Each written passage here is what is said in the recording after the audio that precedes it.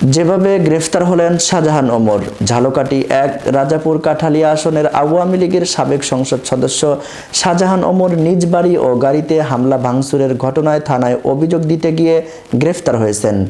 বৃহস্পতিবার ২১শে নভেম্বর সকাল 10:30টার দিকে তাকে গ্রেফতার করা হয়। ঝালকাঠি অতিরিক্ত পুলিশ সুপার মহিদুল ইসলাম বিষয়টি নিশ্চিত করেছেন। এর আগে বুধবার ২০শে নভেম্বর সন্ধ্যায় রাজাপুর উপজেলা বিএনপি তার বিরুদ্ধে বিক্ষোভ মিছিল করে। সেখান থেকে একটি গ্রুপ বিচ্ছিন্ন হয়ে উপজেলা সদরের বাসভবনে হামলা ও ভাঙচুর করে। পরে বৃহস্পতিবার সকালে বরিশাল থেকে রাজাপুর আসার পথে পিংরি এলাকায় তার গাড়িতে হামলা চালানো হয়। এসব ঘটনায় রাজাপুর থানায় গাড়ি ভাঙচুরের মামলা দিতে গেলে উপজেলা বিএনপির নেতাকর্মীরা বাইরে থেকে থানা ঘেরাও করে এবং অবরুদ্ধ করে রাখে। পরে তাকে গ্রেফতার দেখান পুলিশ।